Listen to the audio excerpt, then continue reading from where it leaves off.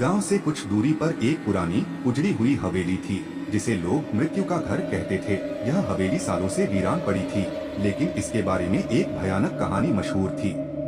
कहा जाता था कि इस हवेली में एक पूरा परिवार बेरहमी से मारा गया था और तब से उनकी आत्माएं वहां भटकती हैं, बदला लेने की तलाश में।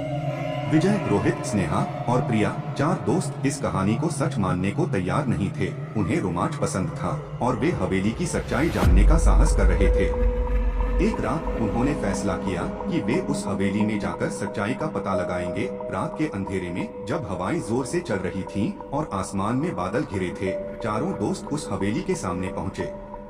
हवेली की दीवारें ध्वस्त हो चुकी थीं और उसके दरवाजे खौफनाक आवाज के साथ हिल रहे थे।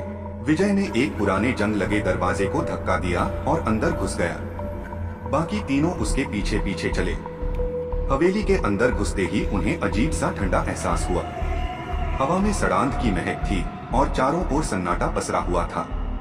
रोहित ने मजाक करते हुए कहा, यहाँ तो कुछ भी नहीं है सिवाय डरावनी कहानियों के। लेकिन तभी एक अजीब सी आवाज ने सबको चौंका दिया, मानो किसी ने उनके पीछे से धीरे धीरे चलकर दरवाजा बंद कर दिया हो। सभी ने पीछे मुड़कर देखा, लेकिन वहाँ कोई नहीं था। स्नेहा ने डरते हुए कहा, हमें यहाँ से वापस चलना चाहिए, लेकिन विजय ने उसे शांत कराया और सबको आगे बढ़ने के लिए कहा। उन्होंने एक सीढ़ी देखी जो ऊपर की ओर जाती थी। जैसे ही वे सीढ़ियों पर चढ़ने लगे, अचानक रोहित का पैर किसी ठोस चीज से टकराया। उसने नीचे देखा और उसके होश उड़ गए। वहाँ एक मानव खोपड़ी पड़ी थी। सभी घबरा गए, लेकिन इससे पहले कि वे कुछ कर पाते, हवेली के अंदर की लाइट्स जलने बुझने लगी। दीवारों पर खून से सने हाथों के निशान उभरने लगे।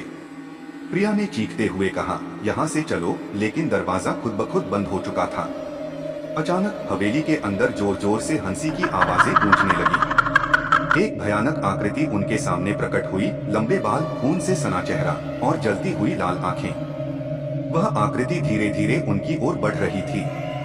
विजय ने भागने की कोशिश की, लेकिन उसके पैर जमीन से चिपक गए, जैसे किसी अदृश्य शक्ति ने उसे जकड़ लिया हो। प्रिया ने डरते हुए चिल्लाया, हमें छोड़ दो, लेकिन वह भूतिया आत्मा और भी करीब आ गई। आखिरी चीख के साथ हवेली में सन्नाटा पसर गया। अगले दिन गांव वालों को हवेली के बाहर केवल 4 जोड़ी जूतों के निशान मिले। कहा जाता है कि अब वे आत्माएं हवेली में अकेली नहीं हैं, 4 और आत्माएं उनके साथ शामिल हो चुकी हैं।